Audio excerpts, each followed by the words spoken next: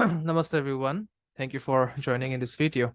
So most of the times my students and those who do consultations with me, they will hear me saying that, the sun and the moon are the most important planets in your chart. And if these two planets are favorable, then a lot of things which are unfavorable, they start turning favorable for you. Okay. But then we have these misconceptions going around that Saturn is the most important planet, Jupiter is the most important planet. Of course, they are important. No one is denying their importance. But uh, Vedic astrology is also known as lunar astrology because it considers the moon as the focal point of a person's life. And then after the moon, the sun is the most significant planet, which has the ultimate impact on each one of us. So this is about knowing whether you have a strong chart, irrespective of its, a strong sun, irrespective of its placement in your chart. So what does the sun do? It influences the overall temperament, role, strength, glory, purpose, fulfillment, and vitality of a person in various characteristics of life. So if the sun is strong in a chart, first of all, it will really contradict the bad effects of other planets to a big extent. For example, say if you have an exalted sun in your chart, but a debilitated Saturn or Jupiter or Mars maybe, then the strong sun has the potential to neutralize the unfavorable effects of such a planet. Remember, when you read charts, all the planets in the horoscope are fulfilling the dharma of the sun. It is because of the sun that they are in specific positions of the horoscope. Say you may have a very bad Saturn, but because the sun wants Saturn to go to that position, so Saturn is sitting there in the chart. So all the planets are actually obeying the sun when they take up positions in the chart, in your chart. That means when you map your horoscope at the time of your birth, whatever planetary position placements you see, that is because of the order of the sun. Okay, so the basic thing is that the sun is considered to be strong in Aries, and weakest, it is considered to be the most weakest in Libra. Okay, and as I said, sun receives its maximum power in Aries. So we first have to comprehend what does the house of Aries show.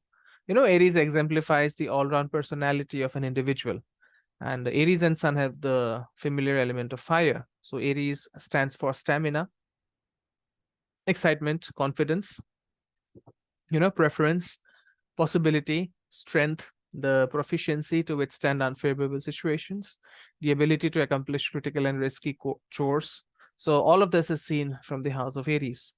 Aries also exemplifies enthusiasm and aggression. So an individual with an exalted sun in Aries will celebrate all these traits in his or her temperament.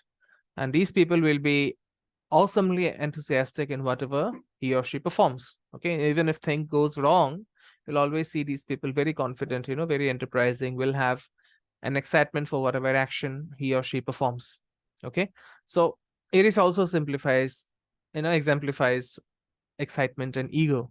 So an exalted sun will suggest that this individual will have a relentless ego and excitement, sanctioning all his or her activities.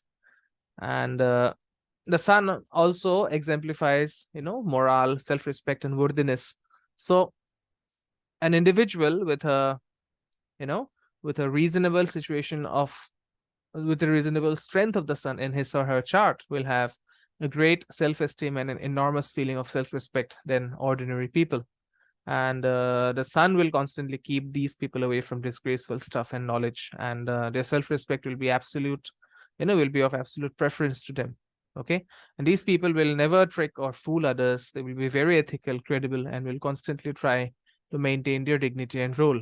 Okay, so these people are very far away from the fear of losing wealth, but then these people will lose their sleep if their respect is broken down in some way. Okay, so the sun also exemplifies father. So if the person has a good sun in the chart, it suggests that the father will be an honorable individual in the society with a good job, strength of character. So sun exemplifies government, tactful associations, and anything associated with administration. So if you are looking for a job in a civil sector or a central administrative job, like, like IAS, IPS, or civil services, you cannot accomplish it if the sun is badly placed or afflicted in the chart. And any government official, minister, negotiator, anyone associated with the government in any way will have their sun positioned favorably in their chart. Okay, so a strong sun also means accomplishment in the field of politics, government, constitution, as well as in the field of law. Okay, Jupiter is the significator of law. But then if you're a judge in a court, an advisor, an authorized officer, a district justice, or someone who is in the managerial field, you will not go very far if the sun is not well positioned, or if it does not have enough stability in terms of degree, nakshatra and other considerations. Okay. The sun is also the planet that governs status and attention of yours. So if you have a bad status in the company, in the community, that is, it is very much apparent that, your sun in the individual chart is not favorable. Okay, so people having good sun will have outstanding assurance. They will be super enterprising, heavily loyal, and full of stability. It does not matter what task you provide them. They will put all their stamina into it, and they will not rest till they get the best outcome, which is apparent. Okay, so these are people who will never quit. They will not resign from something in the middle. They'll finish a task, even if it means, even if it means ending up on the losing side, and only then they will push to something else, in their life. All right. But then what indicates a bad sun in the chart? In that case, look out for issues of self-confidence, low self-esteem, issues of self-respect. If you have a bad sun, then there will be a shortage of endurance, of will and motivation, along with suspicion of others. Okay, and such a person will constantly need to be driven, will have vitality issues, will be dependent upon others financially and emotionally, and they will look to their family and friends for their significance of individuality, and will find that it is almost impossible to do things on their own. And people with a weak sun will always, as I said, will always have a low self-image, and will look down to others to interpret who they are.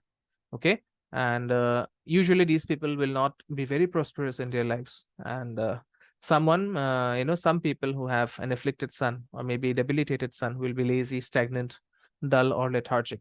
Okay, so a weak sun has also several implications at the biological level. Okay, for example, if the sun is weak, then on the biological level, the individual may suffer from low stamina, anemia, cold extremities, poor digestion, bad appetite, weak or, uneventful pace of work, pace at work rather, poor heart, poor BP, and so on. Sun is a significator of bones. Okay, so these people will have really weak bones. They will be prone to falling down and breaking bones as well. Okay, sun is also a significator of vision, so vision may be bad. Okay, and people could suffer from arthritis and weaknesses in bones, as I said, and they will have very low resistance when it comes to handling cold and humid conditions. Okay, so what are the ways to strengthen chart in the horoscope? It's not all gloomy and doomy if you have a bad sun. Okay, so the first thing is to try and wake up early morning at sunrise. Okay, and then offer arghya to Lord Surya, but then don't offer water to the sun without bathing. If you do that, you'll be seeped in poverty. Okay, Surya Namaskar is another way to do, to strengthen sun in your horoscope, but then, don't go for Surya Namaskar from YouTube. Learn it from a professional or a traditional yoga teacher. And the other way that I found pretty useful in strengthening the sun is the recitation of Aditya Hridaya Stotra every morning, but that should be done before 9 o'clock in the morning. Okay, there is a reason why I say this.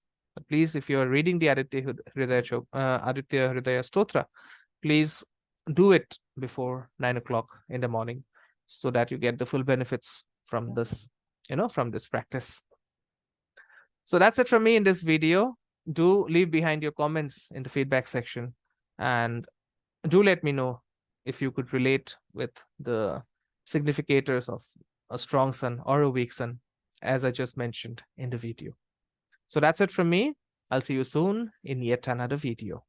Namaste. Om Gurave Namaha.